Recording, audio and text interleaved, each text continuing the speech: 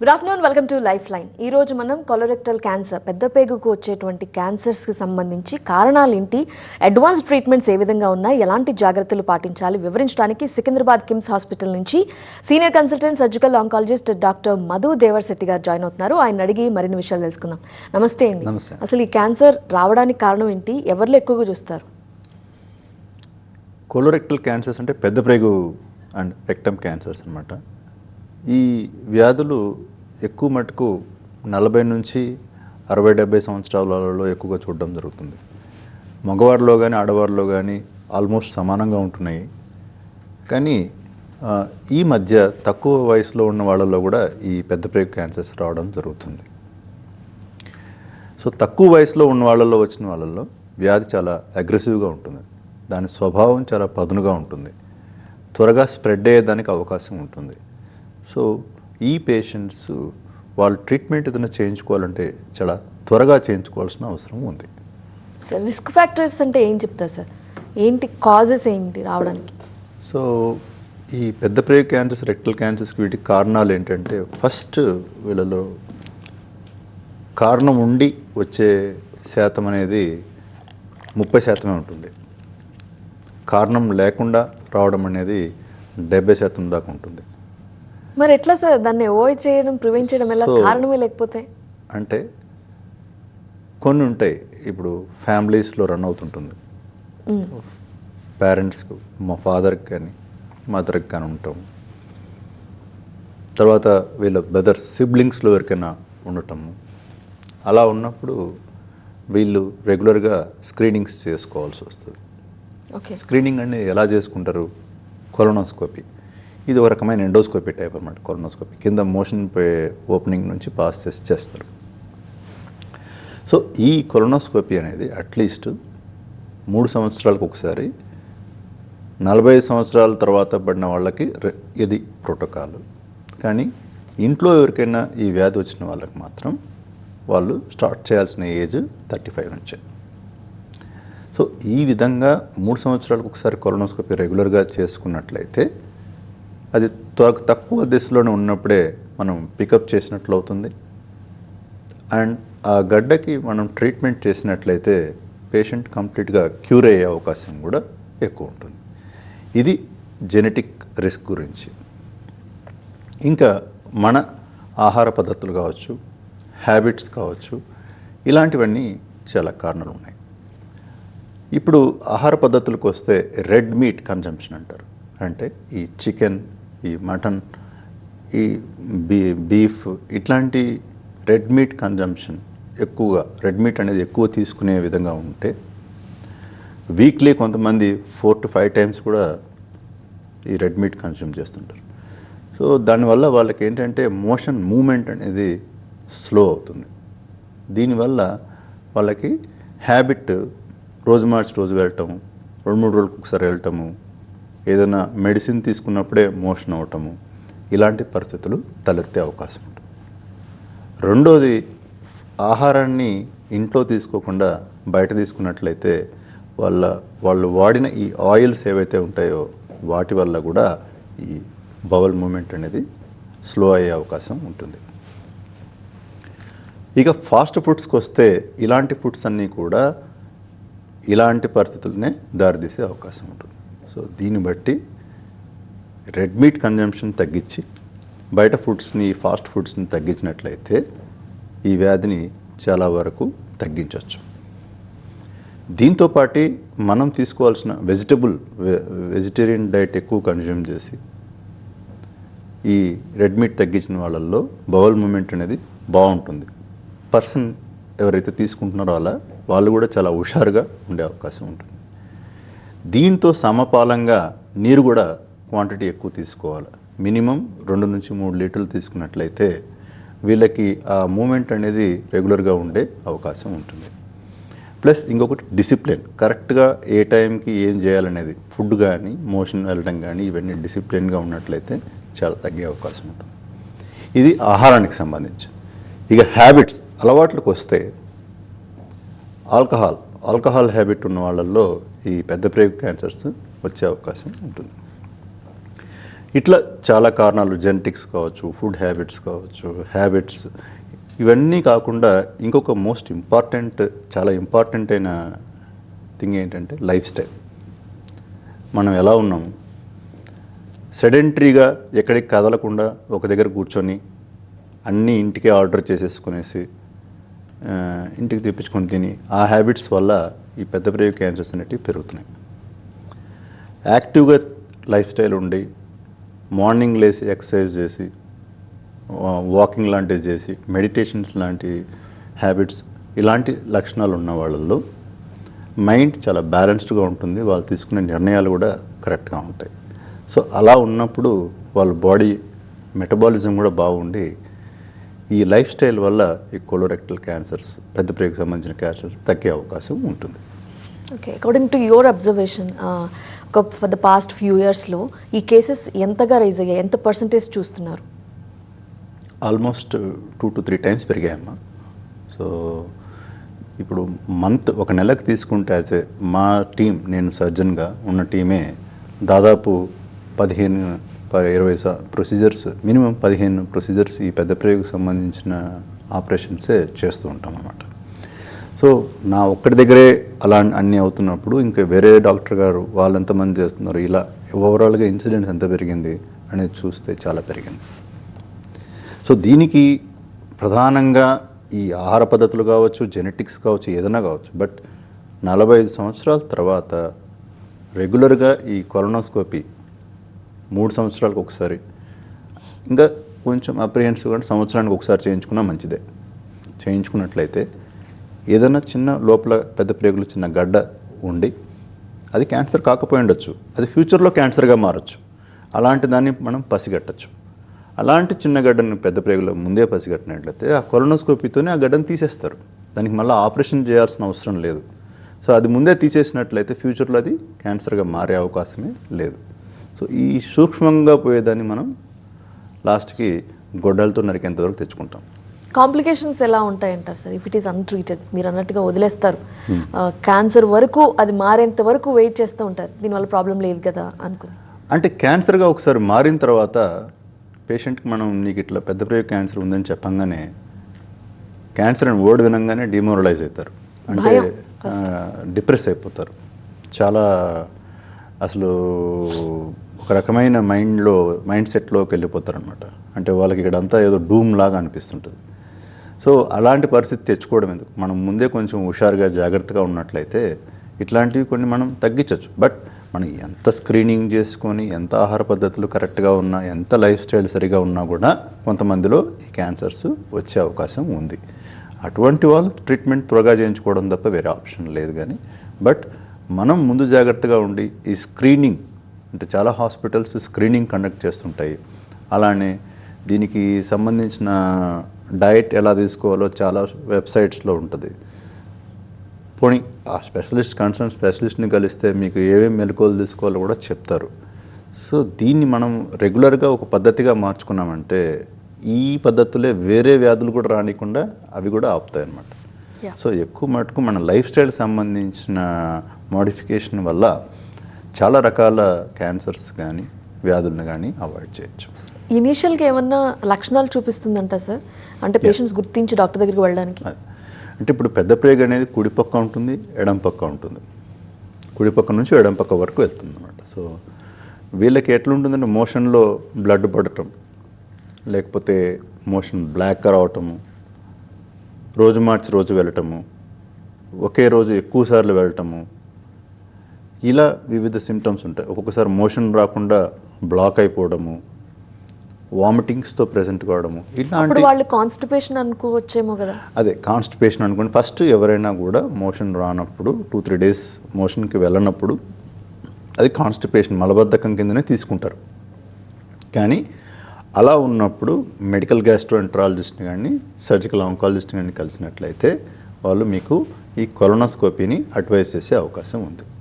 So ఈ colonoscopy చేసుకున్నప్పుడు దాంట్లో ఏదైనా గడ్డ ఉన్నప్పుడు తెలిసిపోతుంది. దాన్ని మెడికల్ గ్యాస్ట్రో వారు బయాప్సీ, చిన్న ముఖ పరీక్షలా తీసి ఆ గడ్డ ఏంటనేది ప్రూవ్ చేస్తారు. ఒక్కసారి ఈ గడ్డ ఏంటనేది ప్రూవ్ అయిన తర్వాత అది ఏ స్టేజ్లో ఉందని తెలుసుకోవడం అనేది నెక్స్ట్ స్టెప్ అనమాట. సో అది ఏ స్టేజ్లో ఉందని తెలుసుకోవడానికి కొన్ని స్కాన్స్, పెట్ స్కాన్ కానీ, సిటీ స్కాన్ కానీ, ఎంఆర్ఐ స్కాన్ కానీ ఇలాంటివి ఉన్నాయన్నమాట. పెద్ద ప్రేగులో ఏ భాగంలో గడ్డ ఉందనే దాన్ని బట్టి ఈ స్కాన్స్ని మనము చూస్ చేసుకోవడం ఉంటుంది. ఈ స్కాన్స్ చేసి ఆపరేషన్ చేసే స్టేజ్లో ఉన్నప్పుడు డాక్టర్ గారు మీకు ఆపరేషన్ చెప్పే అవకాశం ఉంటుంది. ఒక అడ్వాంటేజ్ ఈ పెద్ద ప్రేగు క్యాన్సర్స్తో ఏంటంటే, ఈ పెద్ద ప్రేగు క్యాన్సర్స్కి ట్రీట్మెంట్ అయిన వాళ్ళు కంప్లీట్గా నయం అయిపోయేసి నార్మల్ లైఫ్ని వాళ్ళు పొందే అవకాశం చాలా ఎక్కువగా ఉంది. సో త్వరగా తెలుసుకున్నట్లయితే కంప్లీట్గా క్యూర్ అయ్యే అవకాశం కూడా ఎక్కువ ఉన్నందున దాని గురించి ఒక రకమైన బ్యాక్ డ్రాప్లో మన మైండ్లో ఒక ఐడియా పెట్టుకోవడం మంచిదన్నమాట. సో దట్ దానివల్ల మనం త్వరగా తెలుసుకునే అవకాశం ఉంది. ఇంతకుముందు మాట్లాడుతున్నట్టు గడ్డని కొలనోస్కోపీలో మీరు డిటెక్ట్ చేసిన తర్వాత ఇనీషియల్ స్టేజెస్లో ఉంటే మెడిసిన్స్తో తగ్గించగలుగుతారు, దాన్ని ష్రింక్ అవుతుందా లేకపోతే ఎట్లా క్యూర్? సో తక్కువ స్టేజ్లో ఉన్నప్పుడు ఈ పెద్ద ప్రేగుకు సంబంధించిన గడ్డల్ని మెడిసిన్స్తో తగ్గించడం అనేది నాట్ పాసిబుల్. సో వీటిలో కొన్నిసార్లు క్యాన్సర్ గడ్డ కాకుండా పాలిప్ స్టేజ్లో ఉండి వాటిని క్యాన్సర్గా మారకుండా ఉండడానికి కొన్ని ట్యాబ్లెట్స్ ఉన్నాయి. అంతేగాని ఆల్రెడీ ఎర్లీ స్టేజ్లో కోలన్ పెద్ద ప్రేగుకు సంబంధించిన గడ్డ క్యాన్సర్ అని ప్రూవ్ అయిన తర్వాత వీళ్ళకి మెడికల్ ట్రీట్మెంట్ అనేది చేయలేమండి. సో ఇప్పుడు హెర్నియా ఉంది, దానికి ఆపరేషన్ చేయాల్సి వస్తుంది. సో ఈ పరిస్థితి కూడా తక్కువ స్టేజ్లో ఉన్నప్పుడు సర్జరీ బెటర్ రిమూవ్ చేసేయడమే, గడ్డని మనం తొలగించాల్సి వస్తుంది. సో అలా తొలగించాలంటే చుట్టుపక్కల అంటే ఆ గడ్డకు పరిమితి దాటి 2 సైడ్లు ఒక మార్జిన్ పెట్టి తీయాల్సి వస్తుంది. గడ్డ వరకే తొలగిస్తే వ్యాధి మళ్ళా సంక్రమించే అవకాశం ఉంటుంది. సో మార్జిన్ పెట్టి చేయాల్సి వస్తుంది. సో ఈ ఆపరేషన్స్ వివిధ రకాలుగా చేయటం జరుగుతుంది. ఓపెన్ కోత పద్ధతిలో చేయటం అవుతుంది, లాప్రోస్కోపీ అంటారు, రోబోటిక్ సర్జరీ అంటారు. సో ఇప్పుడు ఇంతకుముందు ఈ ఆపరేషన్స్ అన్నీ ఓపెన్ పద్ధతిలోనే, కోత పద్ధతిలోనే చేసేవారం. ఇప్పుడు ఈ చిన్న చిన్న రంధ్రాల నుంచి లాప్రోస్కోపీ, రోబోటిక్ సర్జరీ అని చేయడం అనేది జరుగుతుంది. సో దానివల్ల ఏంటంటే పేషెంట్స్ త్వరగా కోలుకుంటున్నారు, త్వరగా డిశ్చార్జ్ అవుతున్నారు, వాళ్ళ పనులకు వాళ్ళు ఫాస్ట్గా వెళ్ళగలుగుతున్నారు. అండ్ ఈ రోబోటిక్ సర్జరీ అనేది ఇప్పుడు కొంచెం లేటెస్ట్ అనమాట ఉన్న వాటిల్లో. ఈ టెక్నాలజీని ఉపయోగించడం వల్ల ఇంకా అంటే మెరుగైన ఆపరేషన్ అనేది కొంతవరకు సాధ్యం జరుగుతుంది కోత పద్ధతిలో దానికంటే కూడా. సో దానివల్ల ఏమవుతుందంటే బయాప్సీ మనకు వచ్చే రిపోర్ట్, ఈ ఆపరేషన్ ఏదైతే రిపోర్ట్ వస్తుందో ఆ రిపోర్ట్స్ కూడా బెటర్ రిపోర్ట్స్ అనేటివి చూస్తున్నాం కొంతమంది పేషెంట్స్లో. సో ఎప్పుడైతే పేషెంట్కి ఈ బయాప్సీకి సంబంధించిన ఫలితం రిపోర్ట్ ఎప్పుడైతే వస్తుందో అది మెరుగుగా ఉన్నప్పుడు వాళ్ళ ఓవరాల్గా వాళ్ళు అవుట్కమ్ అంటే వాళ్ళు ఎక్కువ కాలం బ్రతకటం కానీ ఇలాంటివి ఎక్కువగా ఉంటున్నాయి. కానీ ఇది ఇంకా స్టడీస్లోనే ఉంది, ఇది స్టాండర్డైజ్ అయింది కాదు. లాంగ్ టర్మ్ ఫలితాలు కోత పద్ధతి కంటే బెటర్గా ఉన్నాయి అనేది ఇది మేము చేసిన పేషెంట్స్లో వచ్చిన ఫలితాలను మేము చెప్పడం జరుగుతుంది. సో ఇట్లా ఈ అంటే పెద్ద ప్రేగులో ఏ భాగంలో గడ్డ ఉంది అనే దాన్ని బట్టి కూడా ఈ రోబోటిక్స్ అనేదాని రోల్ అనేది ఉంటుంది. ఎస్పెషల్గా కొంతమందిలో అయితే ఇంతకుముందు రెక్టమ్ అంటే పెద్ద ప్రేగు లాస్ట్ మోషన్ పోయే భాగాన్ని రెక్టమ్ అంటారు. సో ఆ భాగంలో ఉన్న క్యాన్సర్స్కి చాలామందిలో తక్కువ స్టేజ్లో ఉన్నా కూడా అంటే తక్కువ స్టేజ్లో ఉంటే ఆపరేషన్ చేస్తాము, కానీ కొంచెం అడ్వాన్స్డ్ కొంచెం ఎక్కువగా వ్యాధిలో ఎక్కువ ఉంటే వీళ్ళకి మెడికల్ ట్రీట్మెంట్ మొత్తం ఆపరేషన్ ముందరే కంప్లీట్ చేయడం అనేది జరుగుతుంది ఈ మధ్య. దాన్ని టోటల్ నియో అడ్జువెంట్ ట్రీట్మెంట్ అంటారు. అంటే కీమోథెరపీ కానీ రేడియేషన్ కానీ ఇలాంటి ట్రీట్మెంట్ అన్నీ ఆపరేషన్కి ముందరే దాన్ని కంప్లీట్ చేయడం అన్నమాట. సో వీళ్ళల్లో కొంతమందిలో వ్యాధి కంప్లీట్గా తగ్గిపోయేసి ఆపరేషన్ కూడా అవసరం పడని పరిస్థితి కొంతమందిలో ఉంటుంది.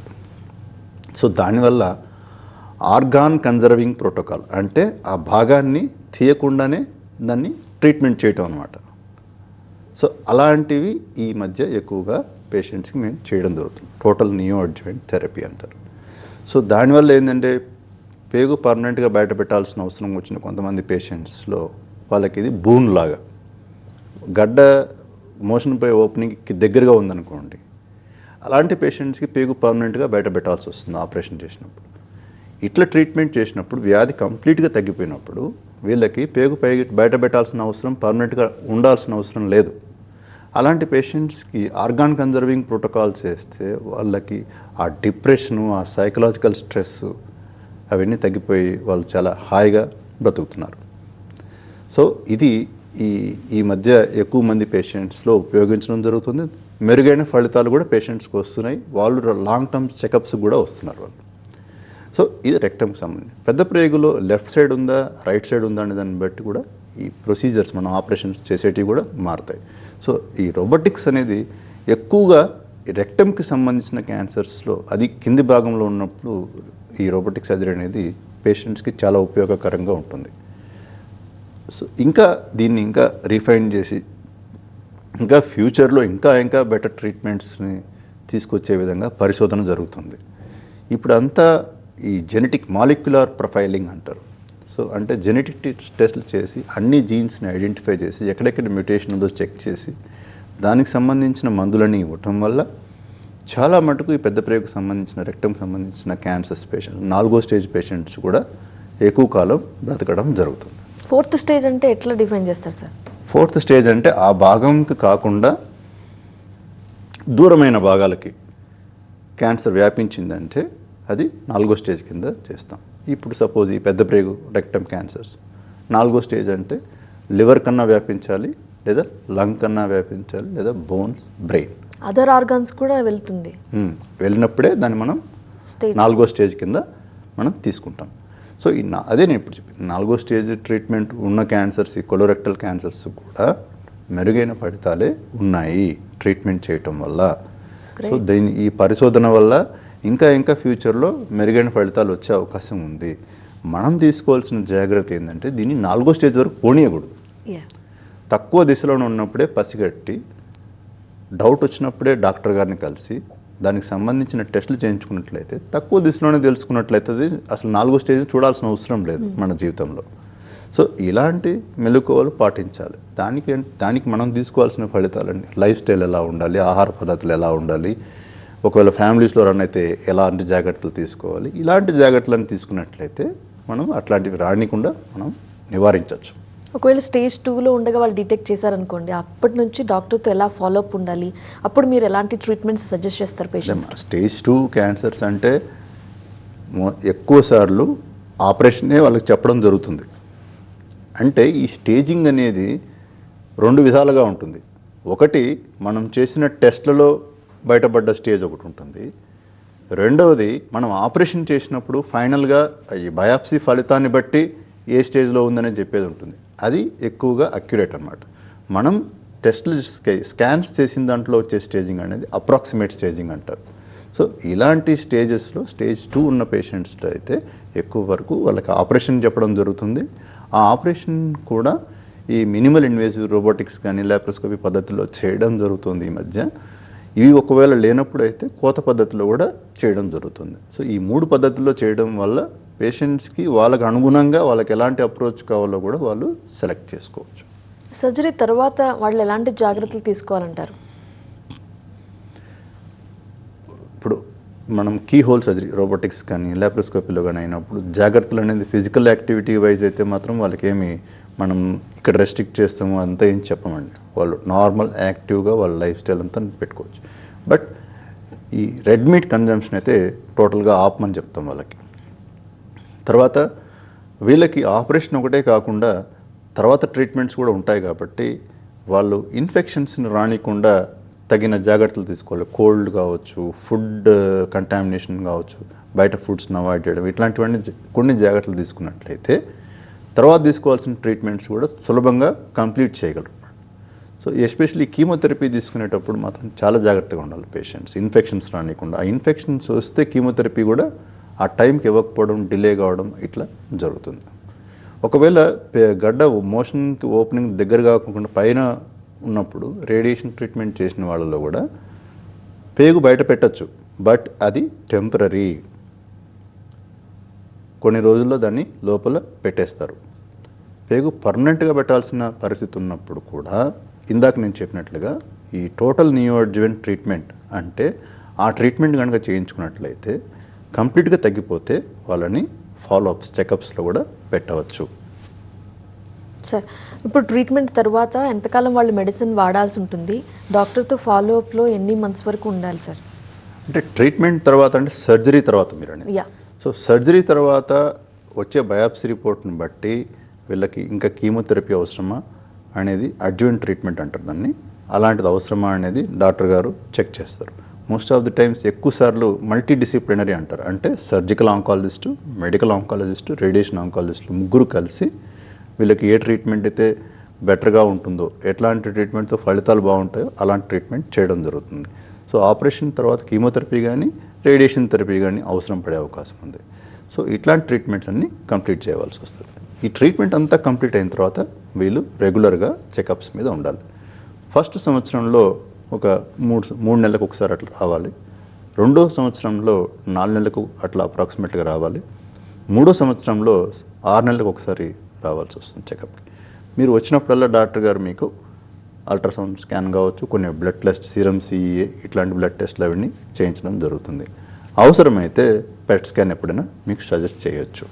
ఇలాంటివి రెగ్యులర్గా చేసిన తర్వాత 3 సంవత్సరాల వరకు కూడా వ్యాధి రిపీట్ అవినట్లుగా అనిపించకపోతే డాక్టర్ గారు సంవత్సరానికి ఒకసారి వస్తారని చాలని మీకు చెప్పే అవకాశం ఉంది. అండ్ కొంతమంది కీమోథెరపీ అంటే భయపడిపోతుంటారు, వాళ్ళకి ఏం చెప్తారు? అంటే పెద్ద ప్రేగుకు సంబంధించిన క్యాన్సర్స్కి ఇచ్చే కీమోథెరపీతో కొంతవరకు సైడ్ ఎఫెక్ట్స్ వాస్తవమే. అంటే మోషన్స్, డయేరియా ఎక్కువ రావటం, కాలు చేతులు మంటలుగా ఉండటం, కలర్ చేంజ్ కావడం కాలు చేతులవి, ఇలాంటి సైడ్ ఎఫెక్ట్స్ ఖచ్చితంగా ఉంటాయి. బట్ ఇక్కడ ఈ సైడ్ ఎఫెక్ట్స్ని చాలామంది పేషెంట్స్ సులభంగా తట్టుకోగలుగుతారు. ఓకే. కొంతమంది మాత్రం తట్టుకోలేని పరిస్థితి చెప్పే అవకాశం కొంతమందిలో చూసాం. సో వీళ్ళల్లో మేము ఏం చేస్తామంటే దానికి తగిన జాగ్రత్తలు చెప్పి బేసిక్గా వాళ్ళల్లో ఎంపతి అంటారు, అంటే మనోధైర్యాన్ని నింపుతాం అన్నమాట. సో ఆ మనోధైర్యం అనేది వీళ్ళల్లో చాలా మార్పును తీసుకొస్తుంది. ఏదైతే అసాధ్యం అనుకుంటారో అది సాధ్యమయ్యేసరికి వాళ్ళ కళ్ళ ముందరే వాళ్ళకి అర్థమవుతుంటుంది, అనవసరంగా మనం తప్పుగా ఆలోచించామనేసి. సో ఆ విధంగా వాళ్ళని మెల్లగా ట్రీట్మెంట్ సైడ్కి తీసుకొని రావడం అనేది జరుగుతుంది. ఓవరాల్గా ట్రీట్మెంట్ కంప్లీట్ చేసినట్లయితే వీళ్ళకి మెరుగైన ఫలితాలు ఉంటాయి కాబట్టి మధ్యలో ఆపకూడదు. Yes sir, thank you so much for Thank you. Joining Madhu గారు. Thank కొలోరెక్టల్ క్యాన్సర్, పెద్దపేగు క్యాన్సర్ రావడానికి కారణాలు ఏంటి, అడ్వాన్స్డ్ ట్రీట్మెంట్స్ ఏంటి, ఎలాంటి జాగ్రత్తలు తీసుకోవాలి ఆల్రెడీ ఈ సమస్యతో బాధపడుతున్న వాళ్ళు వివరించినందుకు. Thank you. ఇది వాళ్ళ లైఫ్ లైన్ అప్డేట్స్ కొనసాగుతాయి. చూస్తూనే ఉండండి TV9.